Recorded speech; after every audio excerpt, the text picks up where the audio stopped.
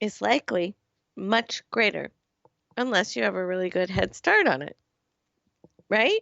I mean, it's just math. But this is when the calculations run smack into reality. And sometimes it's a minor dust up, and sometimes it's a major collision. Bring the jaws of life. Collision. The reality check stage of retirement planning oftentimes ends with the person saying, "Ah, oh, if I'd only listened and started sooner." Indeed. Mine ended with, "Oh, now that I know all that I know, if only my guy that was my advisor when I was in my peak earning years and I wasn't coaching and I didn't know all that I know now had told me what I needed to know. I could have and should have bought less and saved more."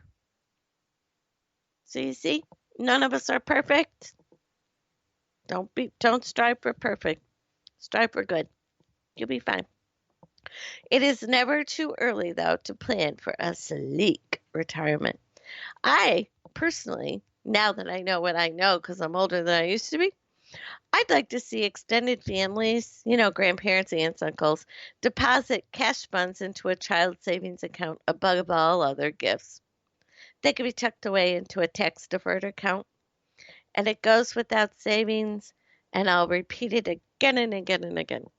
As soon as you get your first full time job, start saving for retirement.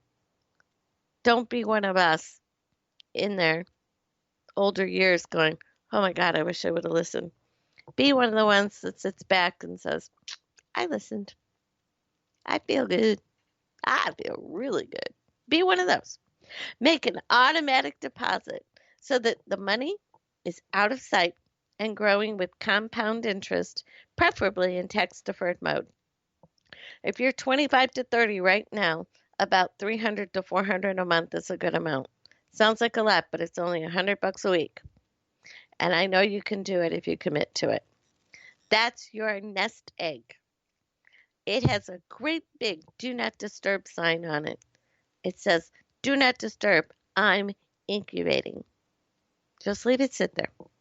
Now, if you're already into your peak earning years or beyond, it isn't too late. Don't give in to the woulda, coulda, shoulda blues. Get a plan in place and start to adhere to it. Take the amount resulting from the calculation and divide it by 52 weeks, the shortfall amount. That's how much you still need to save, right? That's your savings target. It might be higher than you feel you can contribute to, in which case your plan might also include trimming some of your current spending and trimming a little bit of your planned retirement spending.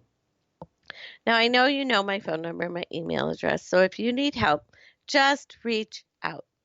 You can live a better, calmer, and neater retirement if you get a good plan in place. Doesn't matter who you are or where you are, you can get a good plan in place. And there's nothing like getting set to help you feel better. You can do this. I know you can. I will teach you how.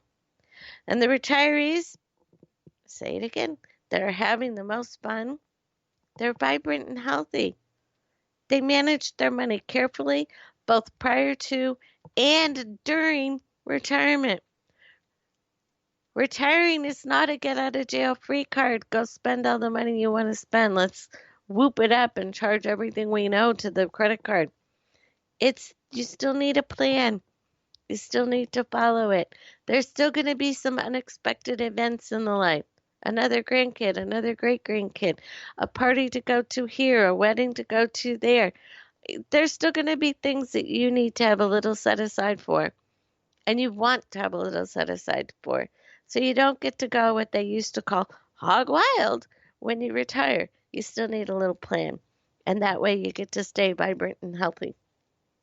But statistically speaking, that's easy to say. Statistically speaking, those who have help with their retirement plan end up with, check this out, 40% more retirement assets than those who slog through it alone. Now, a few weeks ago, we had a show about the changes to Social Security. You're going to want to revisit that if you're actively planning your retirement goals and counting on your Social Security income as part of that income. A few things changed in 2016, if you recall, and as time moves forward, they'll probably change again and again and then again, because that's what time does. It makes things change. So we have a couple 3 minutes here, or 4. So let me address a couple more little things that I want you to consider when you're planning for your retirement. Let's go back to Social Security.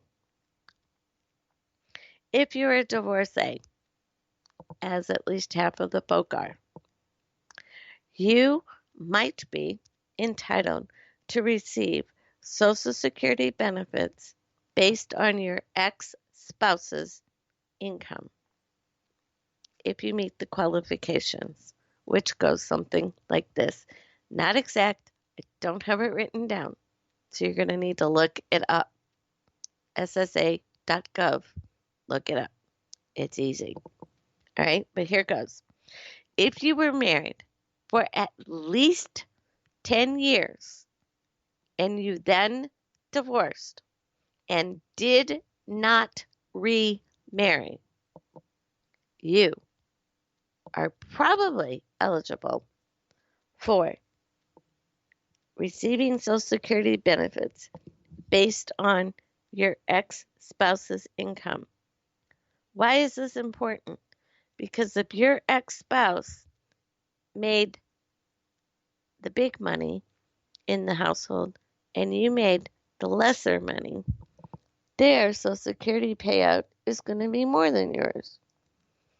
So you may want to look into that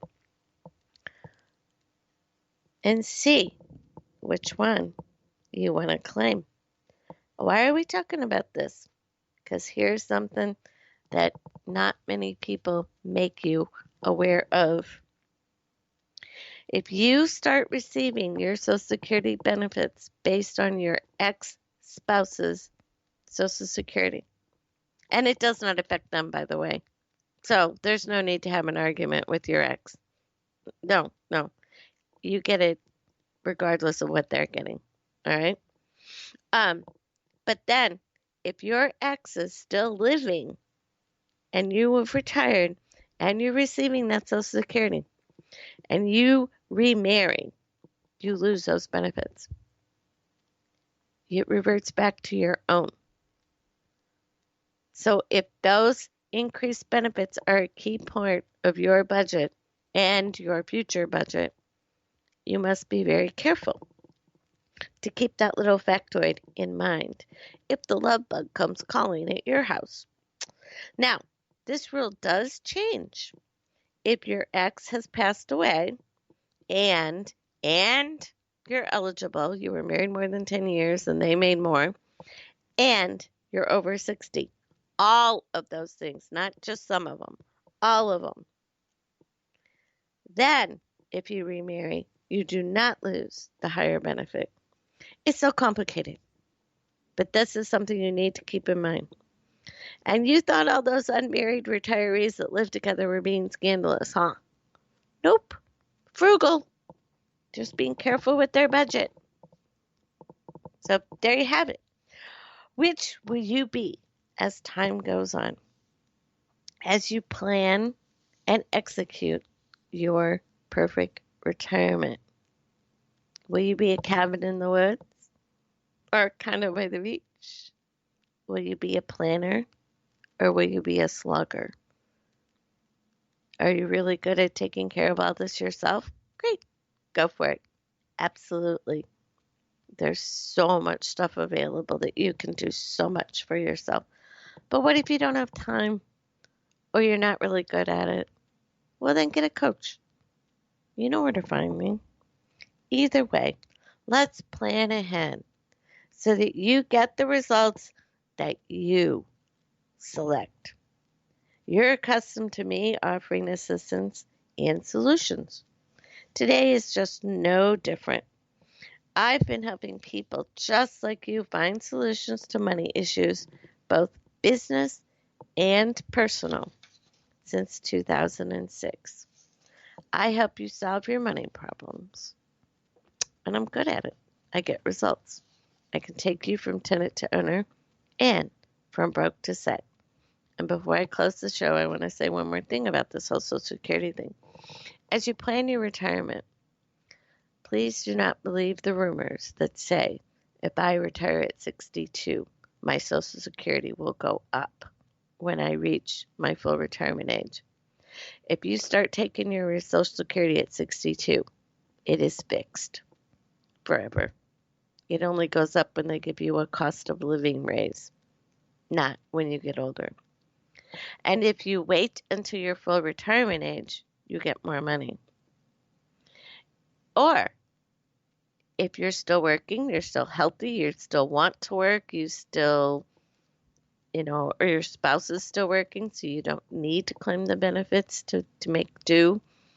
Wait till you're 70, and then you get the maximum benefits, and those last forever. So it's up to you what you do. And the spousal rules changed in 2016.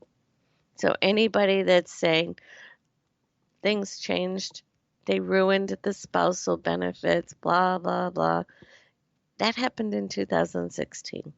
You can look those up on socialsecurity.gov. They're no less complicated than the other stuff we covered today, though, by the way.